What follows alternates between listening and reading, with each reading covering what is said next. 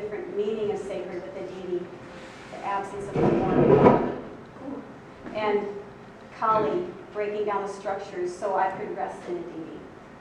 And I'm starting to retell my story to myself with words, trying to find the right words to say and the right feelings, because everything was feelings at that point, trying to get it down.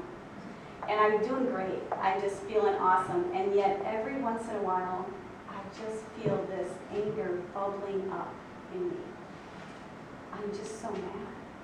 And I'm kind of nice. So I'm just like, there's nothing to be mad about. Everything's great. Everything's wonderful. You're on perfect. And then I get pissed off. I was so mad. And I finally, in my Kali-esque manner, said, what is going on? And I was mad that I had to retell my story at all. I was so mad at those people who didn't tell me that my mother lived down the effing street and I had missed out. I was so mad at having to undo and clear out and wonder what was in all of that. So I'm trying to write and I'm trying to get clear, and I just am mad, which is a good thing. Being mad can be a really good catalyst for awareness and to spark change. And the thing is with it, though, it doesn't really allow you to make change. If you're spinning in anger and sitting in that too long, and trust me, I did. We can wallow in anger a fair amount of time and feel quite self-righteous and victimized. And I did. And I was just so frustrated at the whole scheme of it. But I wanted eventually to let it go, because after a while it starts to feel icky. It's just like I'm not moving anywhere with this. I'm just stuck. And I didn't want to be stuck anymore. Is anybody familiar with Jill Bolte Taylor? She was a neuroscientist who had a stroke. And she wrote a book called Stroke of Insight. I heard her speak once, and if you ever get a chance, really interesting woman.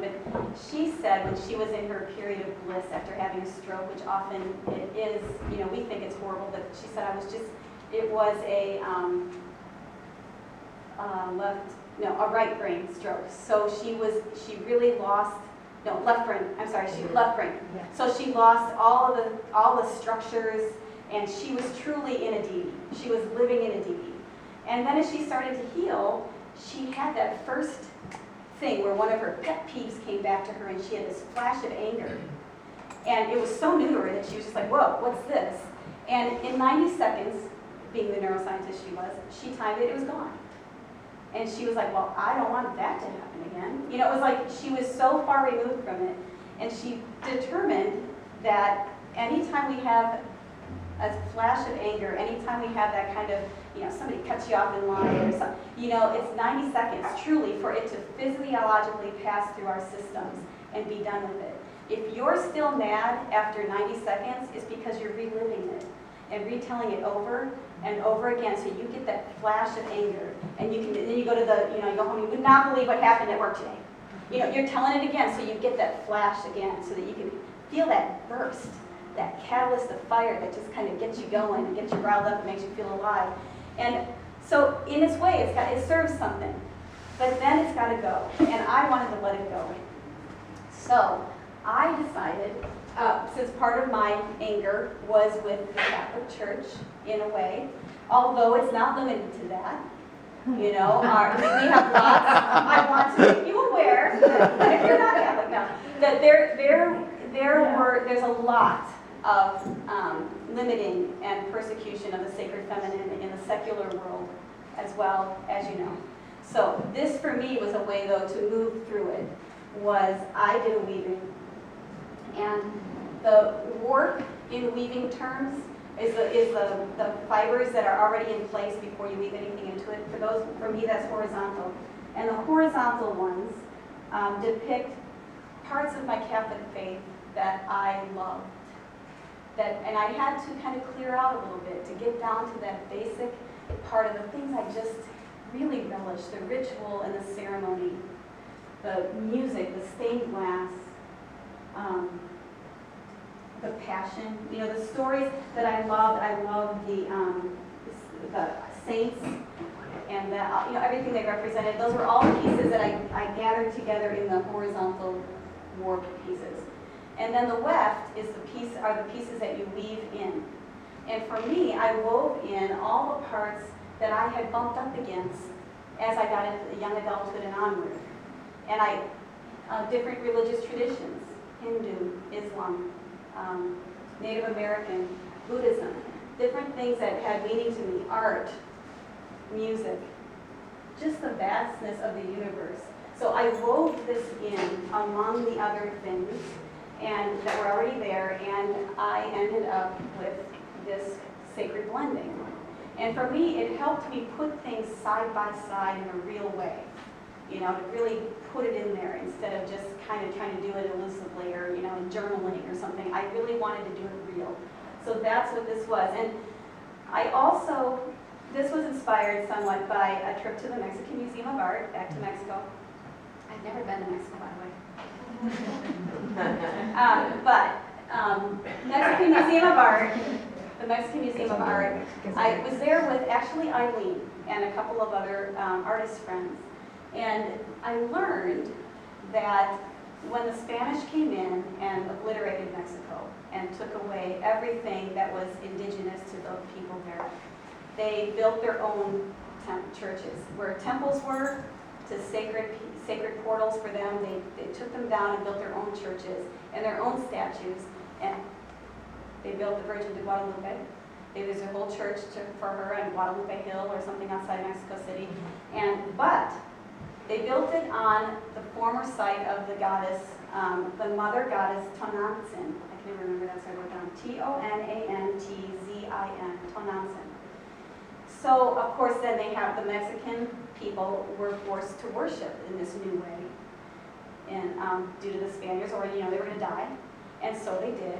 But when they did, they went to their original portals underneath. They knew as they were praying to Virgin de Guadalupe that they were really praying to the mother goddess Tonantzin. And for me, I just thought that was so powerful that they wove them together themselves. I mean, they had to for persecution reasons, but they did it to save their souls. They knew that underneath all of the persecution and the greed and destruction was love. And that helped me realize that underneath all the crap, all the anger, all the secrecy for me growing up, there was really love. And I decided to choose that love instead of the crap. And it helped dissipate the anger. It helped me embrace the meaning of it again. Okay? So, yay. Do you have Thank you. I'm talking a lot. So, that's great. I finally get over that hump. Again, this is years. I wallowed a lot and stumbled. But so we get past this, and I'm getting back to then the new me and starting to retell my story. And I want to not just tell it for me. I'm starting to get just the slightest glimpse of I might want to write it down or do something and be seen just a little bit. I'm not ready to be seen. I'm ready to just maybe, talk about it or at least embody it. So when I walk around, there's not these two separate worlds. And the problem is with that there are a lot of relationships you have in your life, I had in my life, that were built on those false structures, my past self, so to speak.